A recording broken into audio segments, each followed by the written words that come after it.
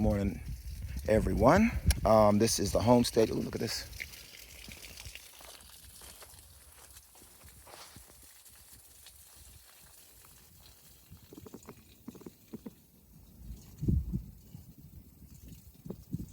Pretty large.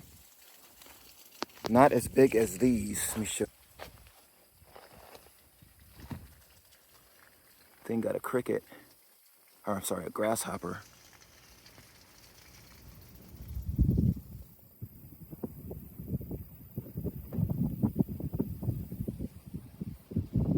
There's another one.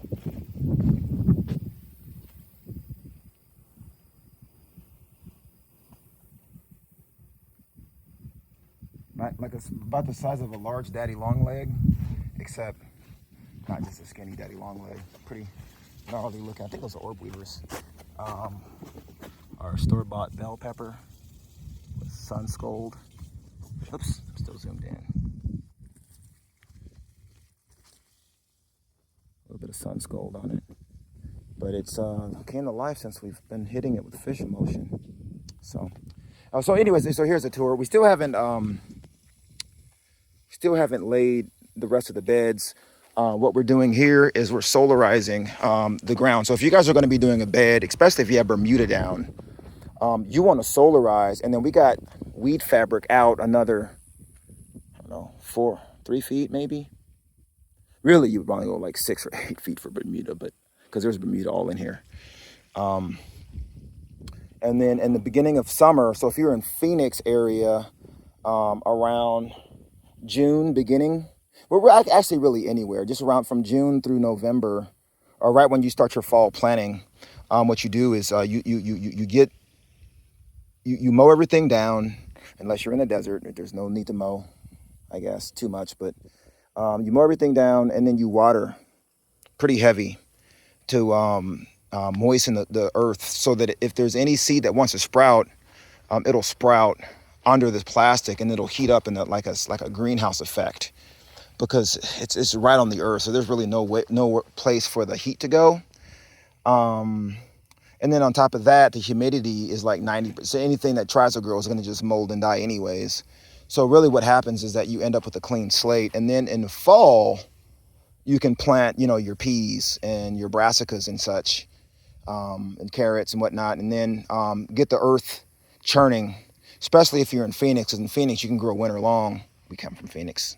Now we're in Oklahoma, but you can grow winter long in Phoenix, get your soil turning. That way, when the heat of the summer comes next year, your soil life is already, your microbial life, all that's already full blast. But yeah, so we're solarizing this. We're gonna plant this out, and actually this is, I guess this will be okay. The way it's settled. I mean, once the soil gets in there, nothing's gonna go. And with these things, if you say, yeah, I'm gonna raise it up another 8 inches, you just add another block. But here, it's going to be kind of hard to do that. So we might need to fix this before we fill, if we intend to make this a little higher. Because underneath this is BNRD soil. So it's a stony soil. Some pockets are clay, some pockets are sandy loam, some pockets are silt loam. But most of it is raw stony soil. So the melon, next year we're going to do a better job, like really coming out here and training this stuff. But as you can see, the deer do love the other side of the fence. So there's nothing that's going to grow here. We're going to do the trellis system over the cattle panel over these 6 beds. So that'll be our melon patch. We might just train more passion fruit vine up this side. But the deer love that stuff as well. We got to come in, I don't know, these are way, look at this. Got our okra seed. We have our okra seed for next year. Never have to buy it again. These ripen green. I say this is kind of yellowish still, so it's almost ripe. Melon from France, I believe. Highly fragrant melon. So it's tons of perfume in the. It's not just sweet, so it's really, really tasty. Okay, so we got a melon patch. We have the weak pepper that's always been weak here in the sun. My son, little B here, is watering, so he's helping out. But yeah, so all the melon growing on the other side of the fence gets eaten up. the leaves and all as well. Oh, and I'm growing another variety of fragrant melon also. I don't know the names of them, but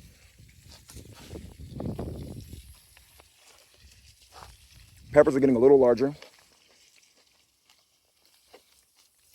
I don't know if these are really going to produce before the fall. I was anticipating the whole canopy overlapping by now, but these were the weakest ones of the spring, and I didn't want to kill them. And I hit them up with fish, and they started doing better. So I thought I'd keep them because we had a bed available. No plants really, because we didn't. And then here's the other beds. We have passion fruit. This is really good for sauce. Poke salad. This is really good if you know how to double, triple boil the some of those phytochemicals out of your, because these are not good to eat if you don't like triple boil. But yeah, these are extreme. Like if you touch it when it's ripe and then you smell your hand, the fragrance on them is just ridiculous. You get this, it's just a wall of fragrance here, and they're all ripening up. So next time I come, I'm gonna make another sauce, but I'm probably gonna use a lot more passion, because I made one with passion fruit already, but I don't think I used enough. I think I need to use like 60% maybe passion fruit, and then maybe 40% peppers to get that flavor. So these peppers here, these red ones, I harvested a whole bunch of these just last night for my family. But this is what they look like here. Let's see. I believe these are BNRD, supposedly yellow, but they're red. There, and then these look like black habanero here. So I'm gonna make a pure black hab sauce, because of all the peppers that I've tried, that's what the black habanero, specifically the black habanero, is one of the most. This one here is one of the most flavorful chilies I've ever tried. And by flavorful, I don't mean just sweet. I mean flavorful. So I'm gonna have enough to make a pure sauce. I might harvest off the ripe one. There was a storm blew through here. You guys were talking about it online about a week ago or so. And this one kind of, because it's kind of heavy with peppers, and so it couldn't take it. And yeah, it couldn't take the wind. So black habanero, highly prolific. And then this is, I think this is another, yeah, this is a BRMX yellow. But this one here is actually ripening yellow like it should. So yeah, we got seed saver here. But the only thing is well, there's decent sized pods. Yeah, BRMX yellow, seed saver. Another black habanero here.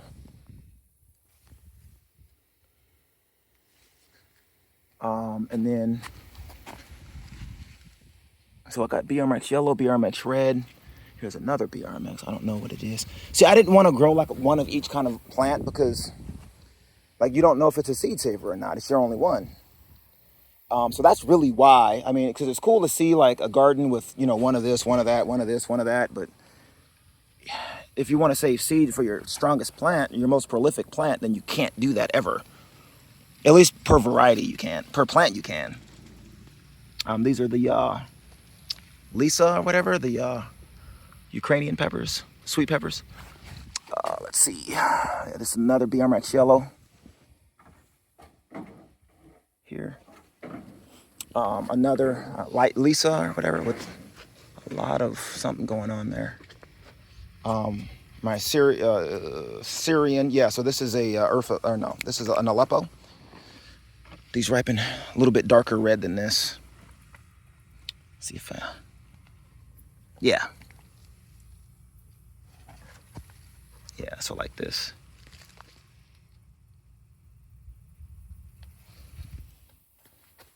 And then another BRMX yellow. I just had it and thought I'd put it in with the tomatoes, which aren't doing very well at all because we didn't trellis. I'm an hour away. The only thing that's trellising are the spiders. So, oh, and then some of the rest of the And these were aphid ridden earlier this season, like really, really bad. There's some kind of larva. But I thought this would be my seed saver here because it was the strongest plant. So I'll grab the oldest pod and see, it's already seeding for itself. It already seeded for next season. So anyways, yeah, that's that. Some native grass growing up, as it always does. Another Aleppo with some ripe pods on it. Oh, there's more plants inside of this thing though. I did cut a, where'd it go? A tomato, but it doesn't look like it lived. It poked through the top. Oh wait, there it is. Yeah. So I just took the stem, broke it off in the spring, and just put it in the ground. And there it is. There it is. Clone of one of these plants around here. And then is this? Oh wait, this is different. This is a super hot. I don't know what it is though.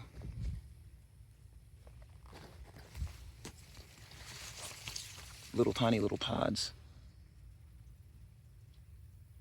This could be a variant of the chocolate bootleg, because I have one that looks kind of like that at the house too. I think that's what that. So that's everything here. Oh, and then the seed saver sunflowers that have the multi-stem.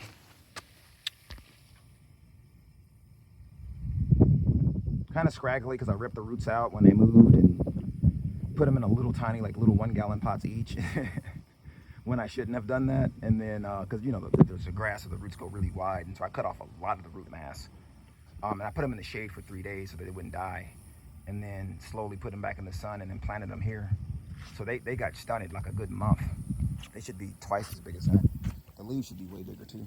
So, yeah, so hopefully like in the years to come, this maybe wall just turns into passion fruit vine all the way around. And then on the inside we have plants. So yeah, this bed here, sorry if I'm like not manning the camera too well, but this bed here is very, very prolific. Can I man the camera? Because obviously I'm done watering. Okay, just real quick, you want to show something? No, I don't. I just want to. Oh, okay.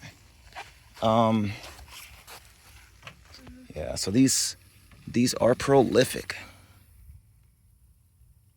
Whenever you have clusters of 3 or 4 everywhere, you know your plant is,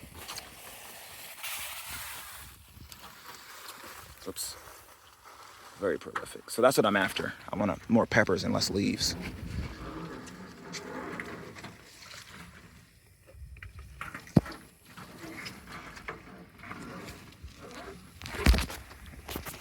Oops.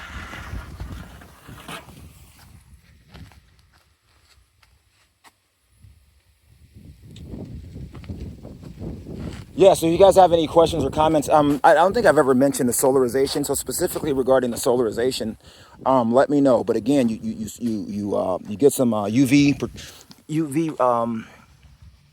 plastic, resistant plastic. You got the water first, get everything wet. Any seeds, the soil wet, pretty good. Or just do it after a rain. That'd be cheap and easy. Wait till it rains real heavy, and then the next very morning you come back and you lay out. You have to have a border outside of your bed about 4 feet all the way around. I would rather do the shade. I would rather do the weed fabric around the bed and like bring it into the bed, like maybe to here, and then overlap the plastic on the outside of the bed, and then just use the bed to weigh it all down. And then when you come, you're gonna have to waste plastic, but you can reuse it, I guess, and just come and or you can tie it. You can weight it down with bricks. You don't got to do it like this, and then just come in with a razor blade and cut through, and then put your soil right on top. Then you have, you know, you have the weed fabric coming underneath the bed a little bit, and then way outside of the bed. So if any Bermuda tries to encroach, their tubers are going to have to come all the way across and up. So a little bit harder for they'll maybe do it down the road. But so if you have any questions regarding this, let me know. But as you can see underneath here, there ain't nothing alive.